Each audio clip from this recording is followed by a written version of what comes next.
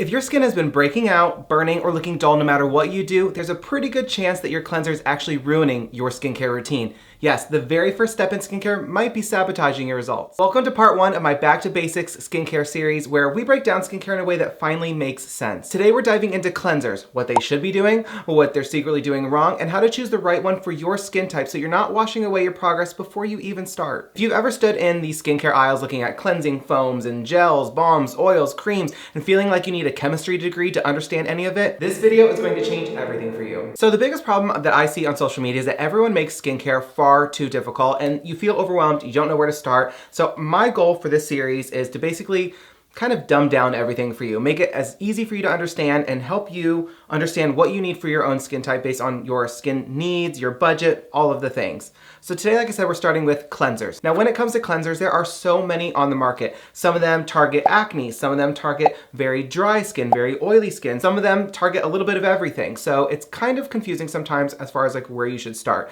And again, this is the very first part of your skincare routine. So this one needs to be perfect. So right now I have 3 cleansers set aside that I want to talk to you guys about, and I'm gonna break down basically little aspects of them, especially when it comes to a lot of the wording on them, because sometimes what's really confusing for people is the wording, because a lot of it is just marketing. But I also want to show you guys what you should be looking out for when you're reviewing these products in store or online. So before we get to all that, the very first step when determining what cleanser that you want to use for yourself is to figure out what type of skin you have. Do you have oily skin? Do you have combo skin? Do you have dry skin? Do you have severely dry skin? A little bit of everything. That's what we need to figure out first. So for me, it kind of depends on the time of the year. I currently live in Florida. It's pretty warm year round. So basically my skin is more combo than anything. I have dry skin in some areas and oily skin in other areas of my face. So for me, I kind of go off of a combo moment when it comes to my skin. If you're somebody that has very dry skin, you're gonna be someone that after you've cleansed your face, after a couple of hours, there's no oil on your skin, there's no glow, no glisten, no nothing. It's just really dry.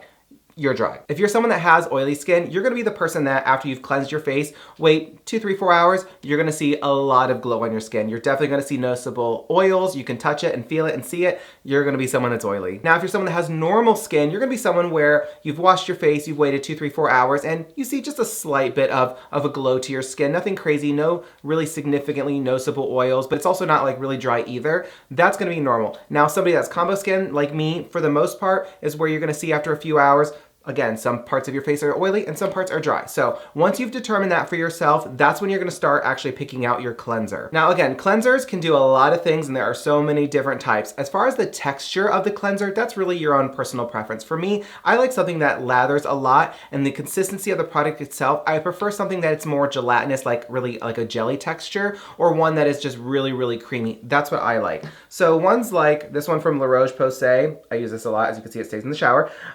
This one from La Roche-Posay, for example, this is kind of in the middle. It's more of like a milky, gooey texture, which I don't love this texture, but it's a great cleanser. Then you have cleansers like the Glow Tonic Cleansing Gel. This is from Pixie Beauty. This is, in the name, it's going to be more of a gel base. This is one that I definitely like a lot more because of the consistency of it. So that part of this whole equation is just personal preference. Once you've identified what your skin type is, the next most critical, most important part of this entire video when it comes to choosing your cleanser is what does the cleanser actually do, because they are not all the same. For example, this cleanser right here from Medicube, this has salicylic acid in it. So this cleanser primarily is going to target those of you who have active acne, definitely acne prone skin, a lot going on the skin. This is going to be for you. It's also for people like me who have the occasional breakouts and you're trying to get rid of them faster. That's when I'm going to go in with something that has salicylic acid in it, because that is going to be an active ingredient to help reduce that active acne and clear it up. Then you have cleansers like the Glow Tonic Cleansing Gel. So this is going to be similar to this one over here, where this is going to help to fight active acne, but it's also going to be primarily focused on those of you who have very textured skin. So this is going to help reduce those bumps and anything that you see on your skin that's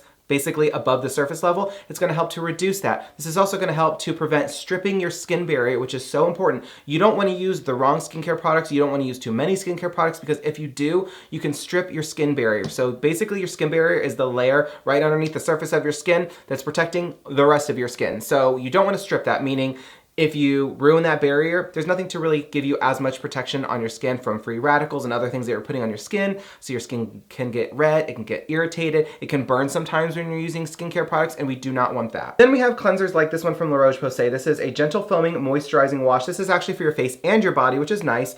but this is for dry to extra dry skin. So like I said, this says it right on the bottle. It tells you literally exactly who it's meant for. Now, if you are somebody that has oily skin or whatever, and you have to use something like this in a pinch, it's not going to be the end of the world. But again, if you're someone that has super dry skin, this is going to be specifically for you. The reason being is that this is going to have ingredients in it that are going to be humectants. They're going to be things that are going to pull moisture into your skin, help you retain moisture, give your skin that moisture boost that it absolutely needs. Like I mentioned, there are so many different types of cleansers. So if you're someone that is acne prone, look for bottles that have salicylic acid in it or glycolic acid in it or have any type of exfoliation ingredients in it. That's going to be your best bet. And again, a lot of this, what makes it easier is actually the wording on the bottles themselves, because almost always it's going to literally tell you who it's for. Again, just for as an example, the La Roche-Posay one, it literally tells you on it right here who it's for. It's for people with dry to extra dry skin. Again, most brands are going to have products that have basically who the products are for. If it doesn't specifically or explicitly say who it's actually intended for, that's when you want to start looking at some of the marketing terms or some of the ingredients. So again, salicylic acids and things like that are going to be great for anti-acne. Anything that says, it wants to provide you a glow, luminosity, radiance, things like that, that's going to be for those of you who have dry skin and you're trying to get a little bit more hydration. So anything that says hydrating, hydrating cleanser, hydrating foaming cleanser, moisture boost, like Neutrogena Hydro Boost, for example, like those are going to be great for those of you with normal to dry skin. It's going to give you that moisture that your skin is craving. Now, if you're someone that has very oily skin, you're going to look for products that say clarifying. Clarifying is going to be synonymous across the board for whether it's your hair, your skin, whatever it may be. It's going to help to reduce the excess oils on your skin, and it's also going to be used to balance your sebum level production of your skin. So it's going to help to slow down how much oil is being put out from your skin, because you don't want to swamp your face with oils. Now, oils on the skin are important. It's what's keeping your skin hydrated. You don't want your skin to be bone dry always. You want a little bit of natural oils coming through. So don't overdo it when you're using those clarifying cleansers. And it's no different than when we get into talking about toners in the next video. We're going to talk about, clarifying toners, hydrating toners, all the things. So as a quick little recap, when it comes to cleansers, it's super important to start off with identifying your skin type. Are you normal, oily, dry, or combo? Once you've decided that, then you need to figure out what are your target issues with your skin. What are your main skincare concerns? Do you have active acne? Do you have a lot of textured skin? Are you putting out too much oil because you have oily skin? All the things. Are you trying to give your skin more of a glow?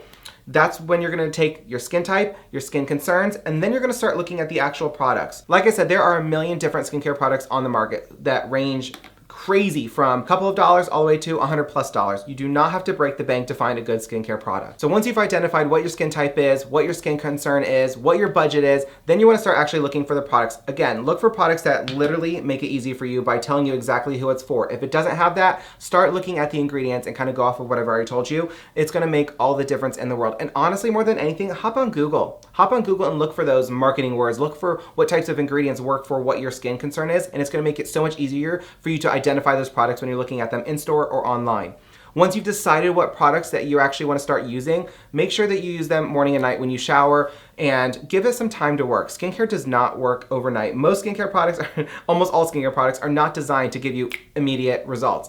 Give it some time. I always say 30, 60 days is what's going to really help you determine whether or not that product is working for you. And also, just a fun little bonus tip for you, it's okay to use multiple cleansers. I always use multiple cleansers in the shower. If I'm having a week where maybe for some reason my skin is extra dry, I will use an extra hydrating cleanser. If I have a week where my skin is extra oily, I'll use more of a clarifying toner that week. I'll switch them in and out. If I'm looking for, to reduce some active acne, maybe I'm having some breakouts that week, I'll use something that has salicylic acid in it to help tone it down, or benzoyl peroxide in it to tone it down. So it's absolutely okay to adjust which cleansers you're using, when you're using them, depending on what's going on with your skin, because our skin fluctuates so much. But that's enough for today. I hope this was not too overwhelming for you. Like I said, my goal for this skincare back to basics series is to keep it very simple, keep it educational, informative, all the things, because I want you to be able to make better decisions when you're starting your skincare journey, or maybe you've already started it, but you're just feeling overwhelmed. I want to help you get back on track as easily and quickly as possible. So this is episode 1 of, it should be 7. The next video is going to be focused on toner. So if you're excited for that, it should be posted shortly after this first video. So I hope to see you guys there as well. If you enjoyed today's video, please make sure you give it a big thumbs up down below. Don't forget to click that big red subscribe button so you can join my YouTube family, and I'll see you all in the next one. Welcome to part 1 of my beginner skincare series. Now, when it comes, have you ever stood in the aisle staring at foams? If you're someone, oh my God. Today we're diving into 100+ bottles. Wow. For this first episode, I keep saying episode.